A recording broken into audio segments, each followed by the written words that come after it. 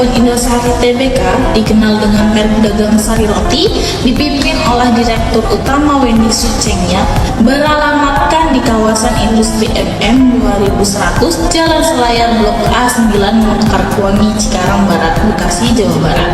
Perusahaan ini berdiri pada tahun 1995. Untuk jenis usahanya ialah perdagangan. Produk dari perusahaan ini yaitu roti tawar.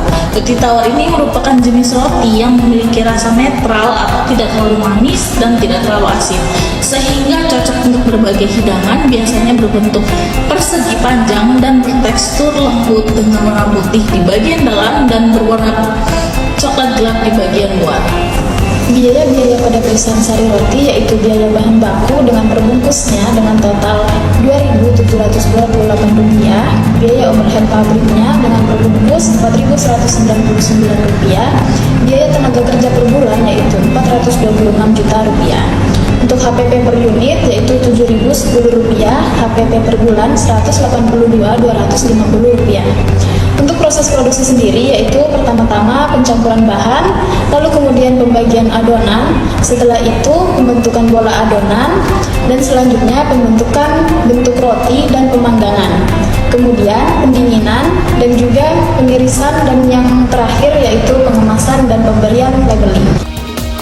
PT Nippon Indosari Korpindo merupakan salah satu perusahaan roti terbesar di Indonesia yang mulai dikembangkan sejak tahun 1995 dan diresmikan pada tanggal 10 Maret tahun 1997. Tahapan-tahapan proses produksi dijalankan melalui sistem quality assurance yang ketat. Tahapan awal dimulai dengan proses sponge mixing atau pengadukan adonan pertama. Pada proses sponge mixing, bahan baku utama berupa terigu, air, dan ragi dicampur menjadi satu hingga tercampur rata. Adonan ini selanjutnya siap dikembangkan dalam ruang fermentasi. Proses fermentasi atau peragian dilakukan agar adonan tadi memiliki tekstur dan aroma yang istimewa. Proses ini memerlukan waktu sekitar 3 atau 4 jam pada ruangan dengan suhu dan kelembaban yang telah diatur, agar proses fermentasi dapat menghasilkan adonan yang berkualitas. Lalu adonan diaduk kembali dalam proses dough mixing atau proses pengadukan kedua. Dalam proses ini, adonan akan ditambahkan gula dan margarin. Adonan kembali dicampur dan diaduk menjadi satu hingga memberikan tekstur terbaik, cita rasa, dan aroma yang lezat.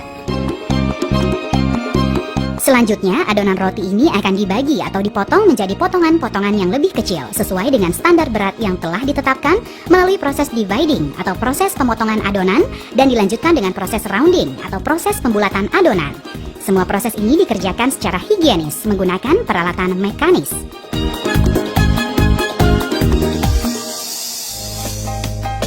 Proses berikutnya adalah pressing atau pemipihan adonan. Proses ini dilakukan untuk menghilangkan gas dalam adonan sehingga pori-pori roti yang dihasilkan menjadi lebih halus dan seragam. Dilanjutkan dengan proses panning, yaitu penempatan adonan roti dalam cetakan atau loyang untuk diproses dalam proses selanjutnya, yaitu final fermentation.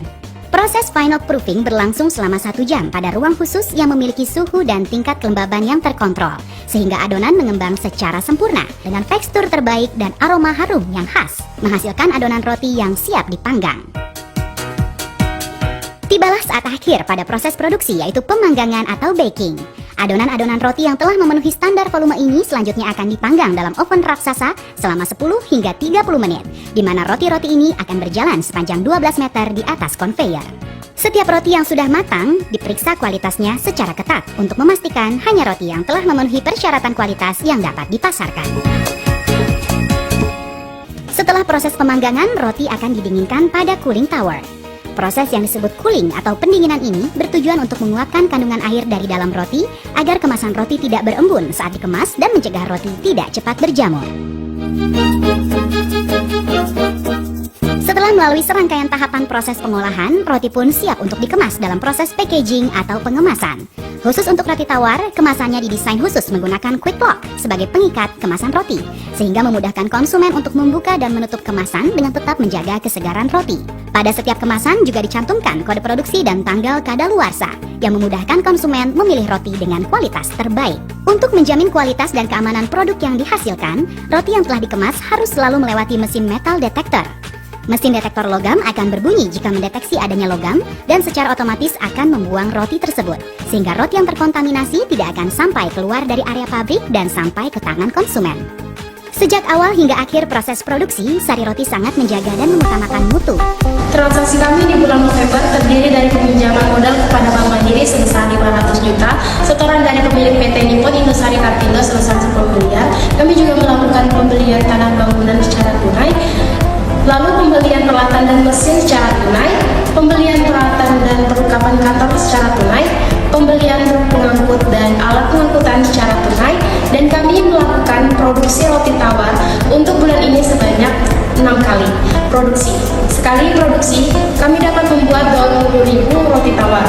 Kami mengirim kepada PT Indomaret dan Alfamart. Selanjutnya, kami juga melakukan pemeliharaan peralatan dan mesin sebulan 2 kali. Untuk di akhir bulan, kami melakukan pembayaran utilitas, listrik, air, dan lain-lain. Pembayaran utang bank dan pembayaran gaji karyawan. Dan akhirnya, kami mendapatkan laba bersih setelah pajak sebesar 1.373 juta sekian. Dan untuk laporan neraca dengan jumlah kewajiban dan ekuitas sebesar 19.315 juta sekian. Dan didapat hasil analisis BLP per unit sebesar 36.968 dan BLP per rupiah sebesar 1.564 juta sekian.